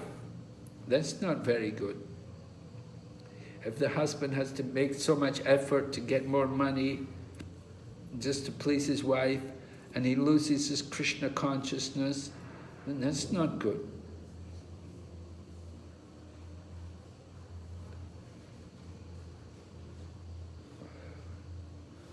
So Diti and Kashyapa, they had a problem, but remember, Kashyapa had a lot of wives, 13 wives. So you could imagine that he's, and they all had children. All 12 wives had children. She's the only one without children. So he's quite, he's maybe also, but at the same time, he's also pointing out to his wife the importance of the regulations. He was aware of what was happening, but he gave in to his wife. So his weakness was there. We could say that he was not properly trained as a brahmachari.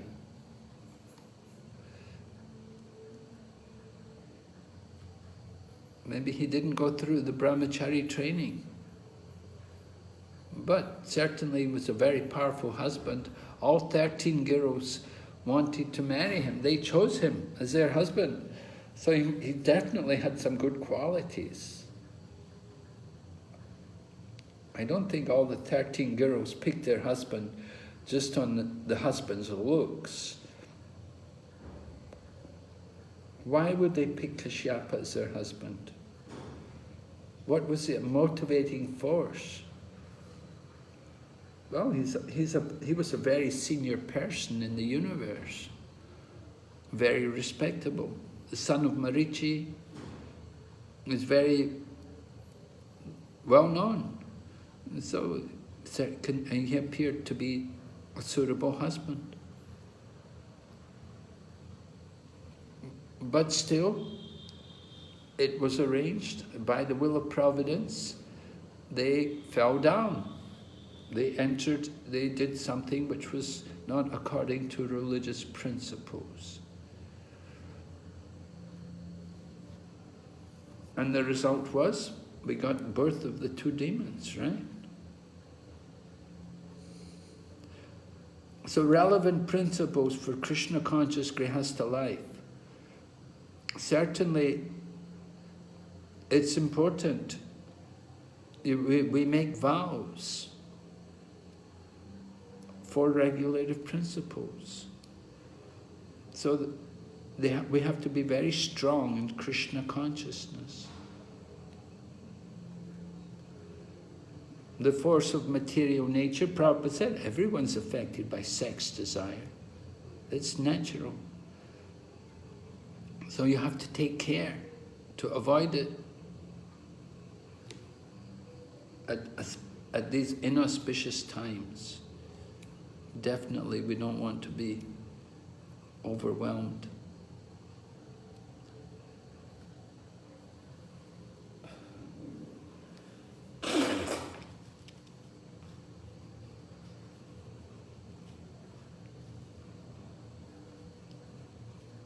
The main point is we want good quality children. You want good quality children. That's the main thing. We should have that desire. That therefore, we must do it the proper way. That's important. Okay, going ahead, here's Lord Chaitanya. Maharaj, one point, but at least one thing was good, that because of all these things, Prahlad Maharaj was born in her family and they will all be liberated because of the pure devotee. So that is one good thing.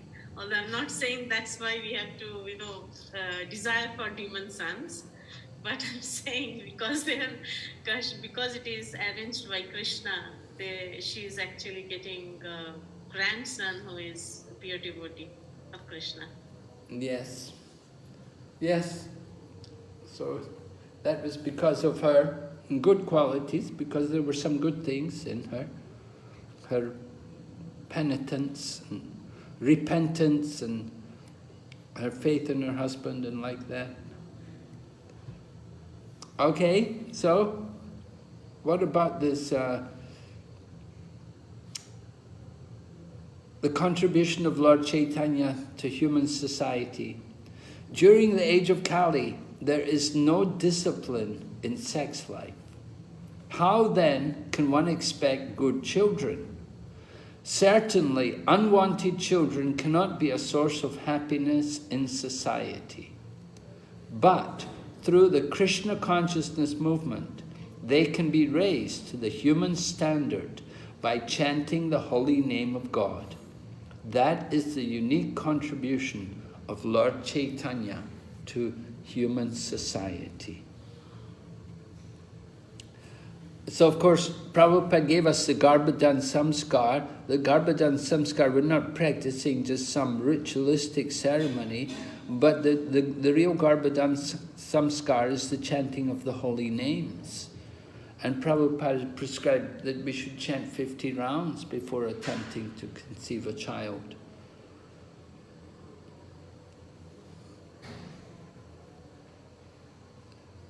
And here, Prabhupada's mentioning unwanted children are not a source of happiness, but through the Krishna consciousness movement, they can be raised to the human standard.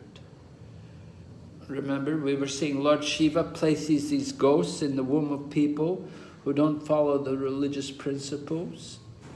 So you get these unwanted children,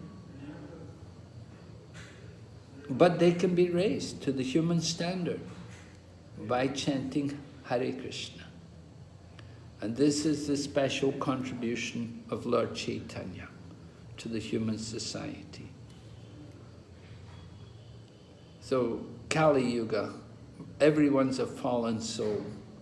We need to get the mercy of Lord Chaitanya, chanting the holy name. So Krishna consciousness has helped so many of us to come to the human standard. Although in the beginning, certainly, whose life was not irreligious. Practically in the Kali Yuga, everyone's born in irreligious circumstances. Even the Brahmanas are not Brahmanas by birth because the Brahmanas themselves don't follow any religious principles. Many of them are not even aware of the religious principles. So we're trying to educate people about these things. And Prabhupada said one time, he said it would take 3 generations before we may get good progeny. He said it would take some time. In the beginning, it will be difficult. We're coming out of the material world into the highest level of spiritual life. It's difficult to practice Krishna consciousness. Even Kashyapa and Diti, of course, they were not Krishna conscious, but still they did have a very good child. They could produce Prahlad Maharaj. Okay, let's look what we covered. The incident between Diti and Kashyap. The overview of the incident. What was the main points about the incident? Diti's approaching Kashyap. Why? Someone?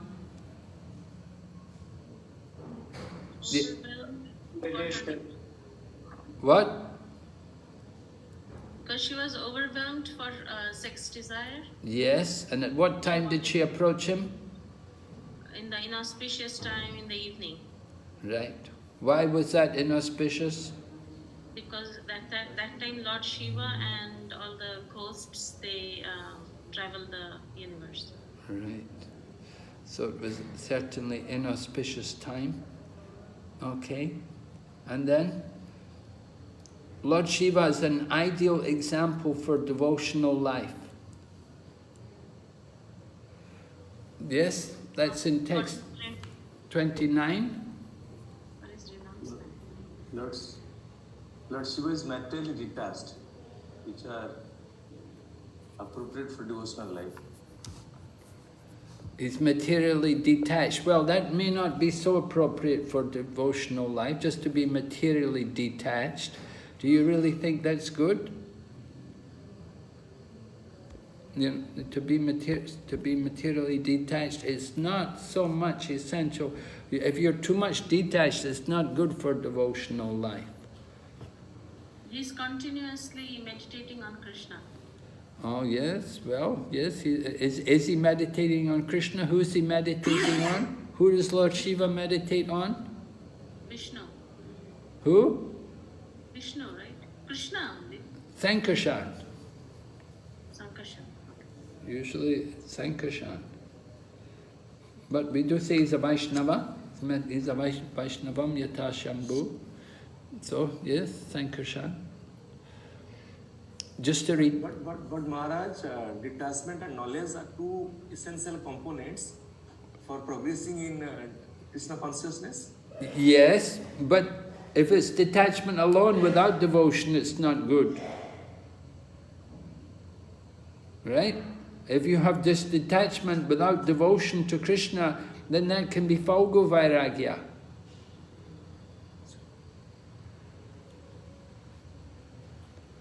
So the detachment has to be proper. If one is too much detached, the heart will become hard. And we don't want a hard heart, we want the soft heart.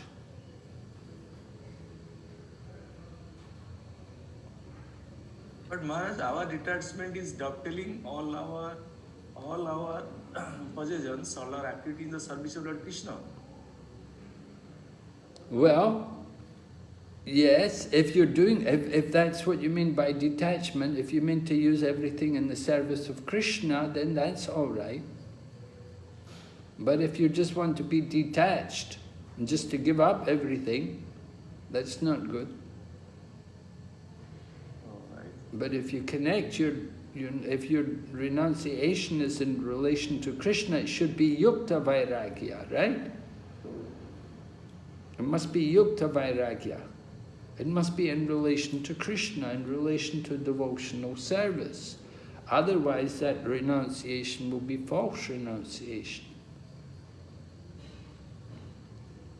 Now, if we think, I want to be like Lord Shiva, I'll go naked. I'll be a wild man. I'll ride a bull. Is that a good example for devotional life?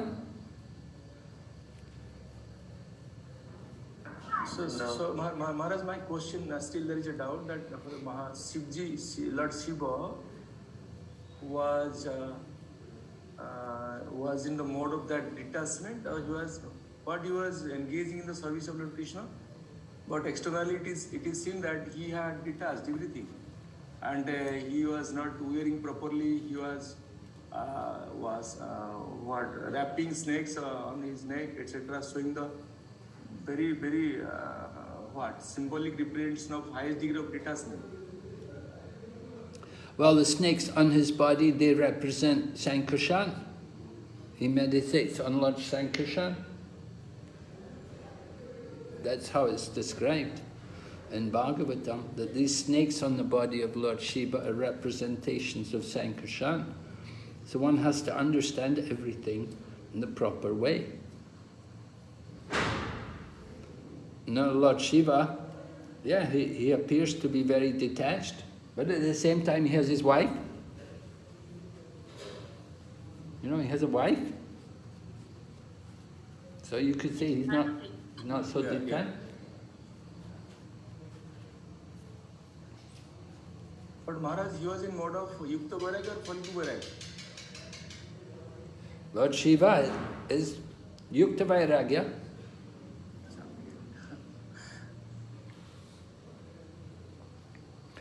But I want to hear from you. How and what way is he an example?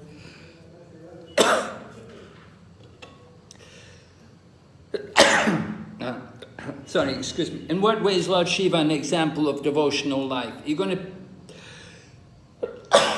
Are you going to put snakes on your body? No, Maharaj, no, it's not possible. No, right. So in what way? But what are the examples? How Lord Shiva is an ideal example? But he has no much attachment towards enjoyment, etc. And he was living a very simple life. Simple living and high thinking was the basic point in his devotional practices. And he was every time he was meditating upon Lord Krishna. Okay. Can I say one point? Yes.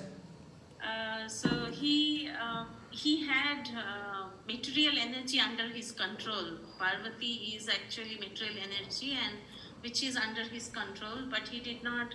He could have, exploited that and enjoyed his life. But he lived a life of renounced order, and but continued the service of Krishna diligently, and that is how we can see Lord Shiva, and that's how we can follow. Not follow his attire, or that he's living in crematorium or showing renouncement, which is not encouraged, because he is a high personality. We cannot imitate him, but we can follow his footsteps. He had taken poison when the churning of the ocean was going on. So we cannot follow exactly like that, but we can follow those things which he has shown, that this is how we have to lead our life. Okay, but why is he in the crematorium? What's he doing there? Why does he place these souls? The ghosts. Because he is in ignorance. He is the controller of mode of ignorance, and the ghosts, they are the ghosts are like who committed suicide or untimely death. So those souls, or the sinful souls who are there, he takes control of them. He takes care of them to bring them to the path of Krishna consciousness. He guides them. So that is why he is always in the crematorium and he is covered in the ashes. Well, we don't actually hear that he brings them to Krishna consciousness. What we did hear was that he takes the ghosts and he gets them a human body. Yes, so they can... so that's his compassion on the fallen souls. Okay. He's very compassionate on the fallen souls. That's a Vaishnava. Right? That he brought them he got them the physical body, and of course you could say, well, at least in the physical body they have a chance for Krishna consciousness. Not that they will immediately become devotees, because they were ghosts. They're coming from the ghostly body, and then he puts them in the womb of people who have sex at irreligious times. So it's not a very auspicious birth. But at least they get a physical body. So that's his compassion. That's the example which is given. And his devilish characteristics is described in text 29, that these are simply imitation. That he simply imitates like that.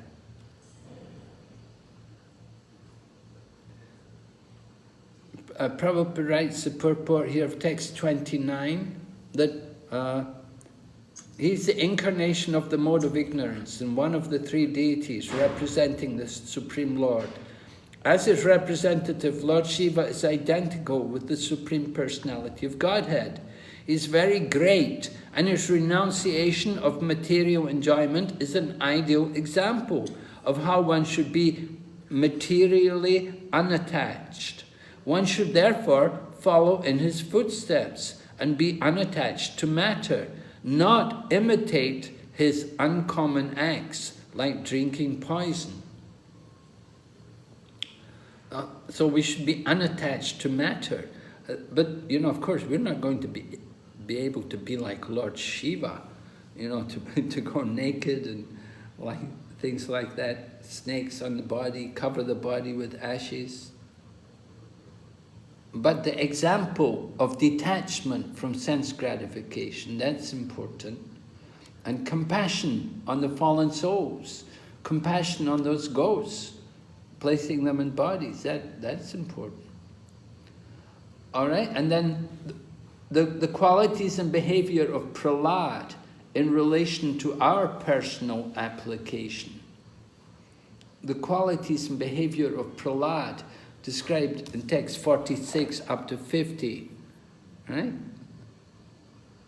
We can have a look at that, text 46 up to 50. Let's see here. Something about the quality.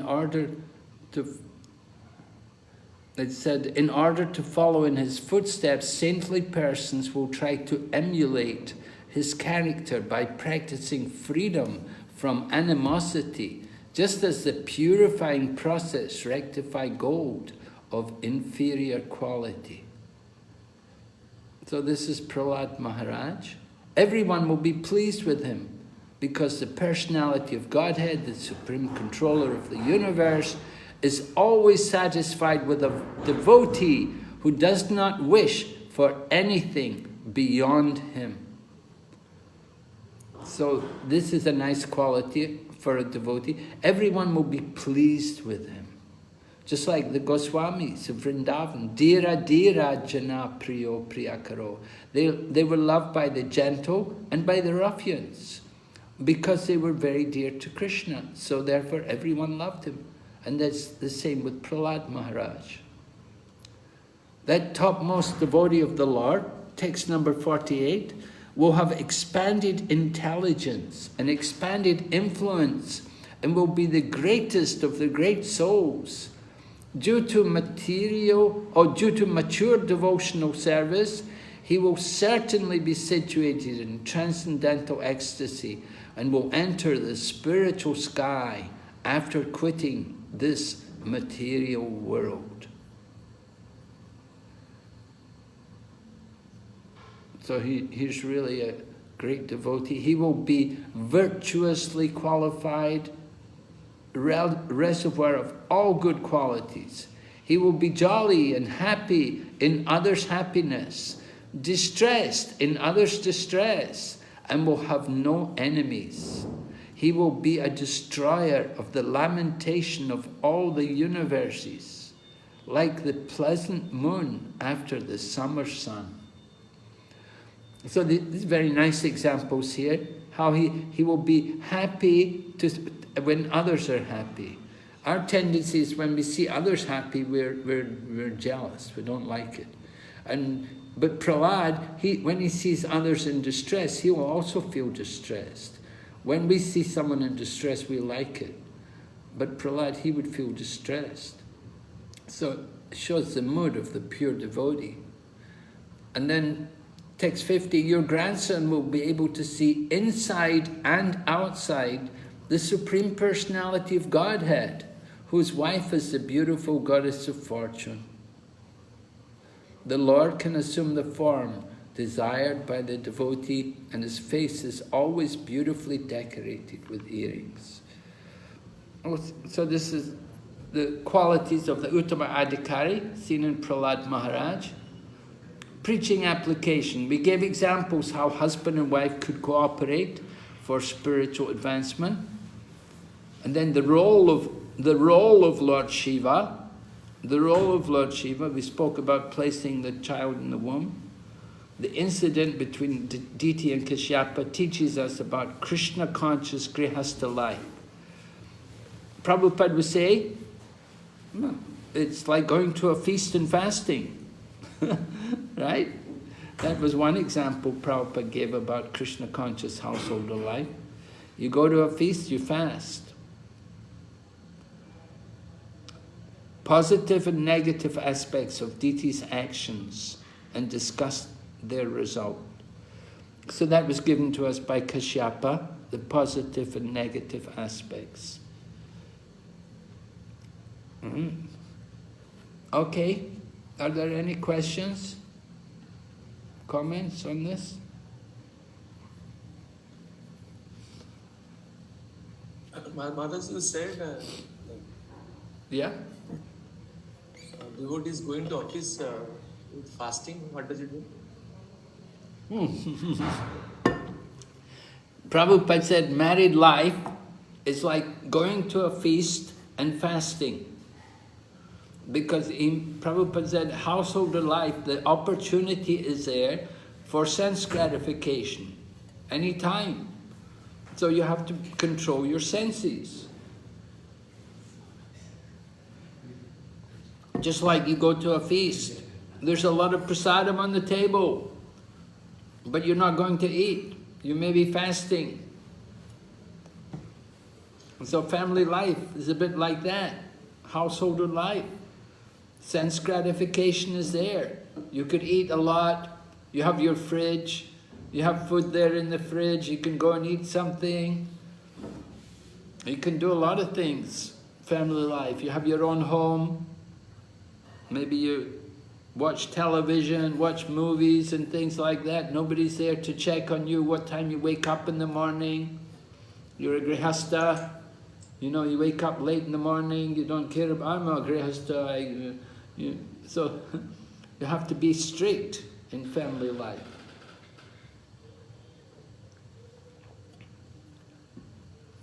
Some people think it's just an opportunity to do what you want, to have sense gratification. But Prabhupada said, no, it's like going to the feast, but fasting.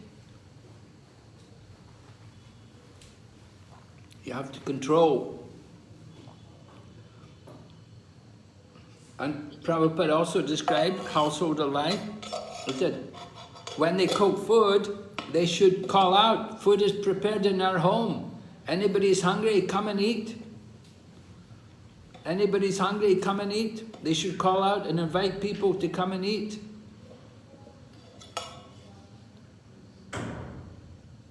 It is better to be in brahmachari life.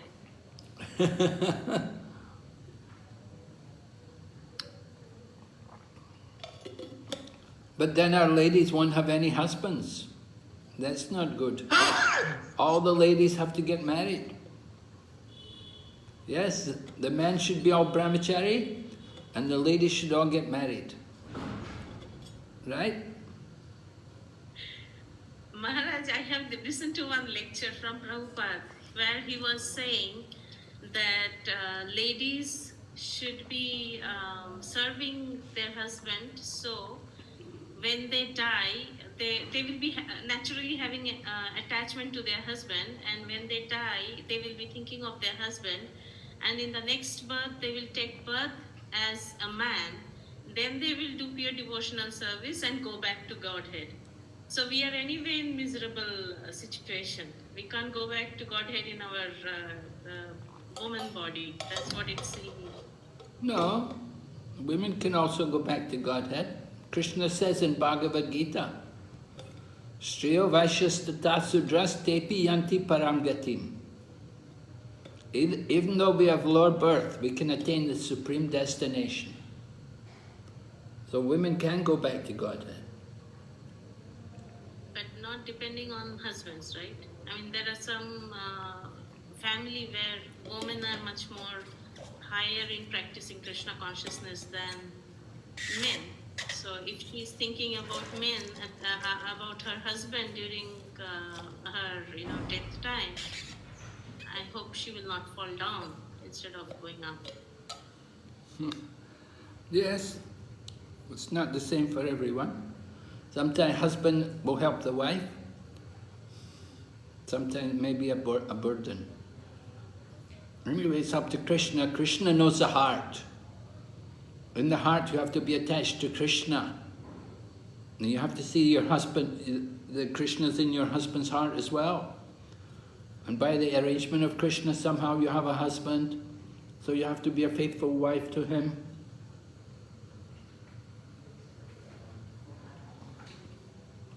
Do your duty, and at the same time, take shelter of Krishna.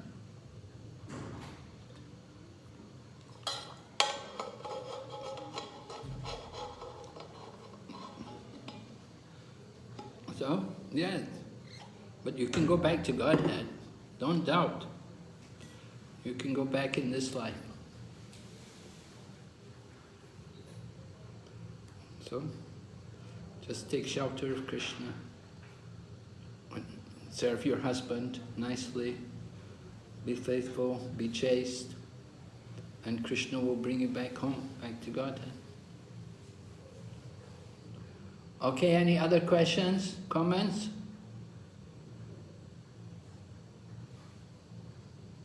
Okay, then we'll finish then. So we'll see you tomorrow night. We'll go on to chapter 15, is it? Yeah. Okay, Srila Prabhupada ki jai. Gaur Bhakti Vrinda ki jai. Hare Krishna. Hare Krishna.